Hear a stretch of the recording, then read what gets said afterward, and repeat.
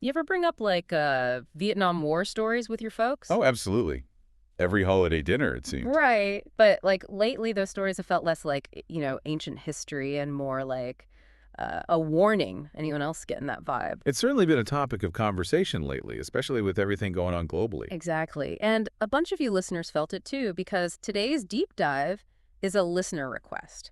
We're tackling the draft yay or nay. A complex issue with a long and loaded history. No kidding. We dug into a listener-suggested podcast discussion, some seriously intense back and forth.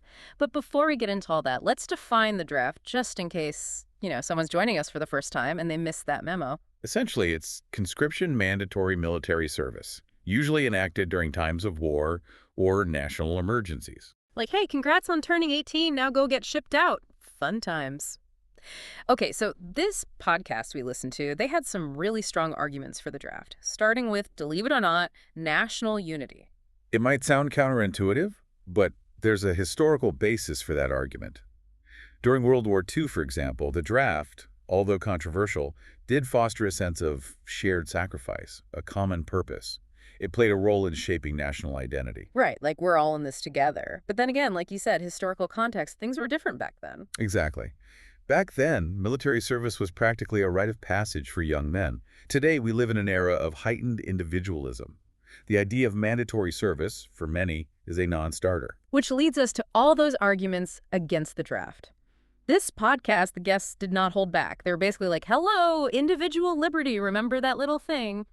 Forcing someone to fight, especially in a conflict they don't even believe in. It does raise significant ethical concerns, not to mention the potential economic fallout. Imagine the disruption, pulling people from their jobs, their education, their lives. That's like yanking a Jenga block out of society. Who knows what collapses? And speaking of things falling apart, is a drafted military even effective? I mean, are you going to get the same level of motivation, the same skill set from someone forced to be there as opposed to a volunteer? That's a debate in itself. There are arguments to be made on both sides. Some argue that a professional volunteer force is inherently more motivated and dedicated, while others point to the potential for a wider range of skills and experiences in a conscripted army. Interesting. But you know where this podcast got really wild?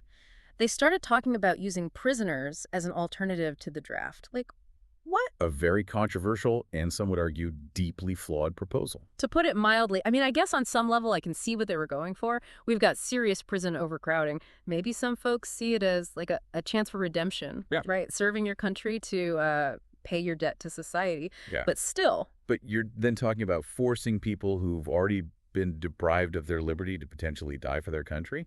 It raises a whole host of ethical and legal dilemmas. yeah, hello, cruel and unusual punishment. Imagine you get caught with like a parking ticket and boom, next thing you know, you're in boot camp. It's giving dystopian sci-fi.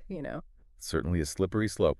And while there are historical examples, albeit very limited, of prisoners being used in combat, these are extreme outliers, not something to be romanticized or replicated. Not a good look. Okay, so we've covered a lot of ground here. The for, the against, and the just plain wild. But now it's your turn, dear listener. What would you do if a draft was reinstated today?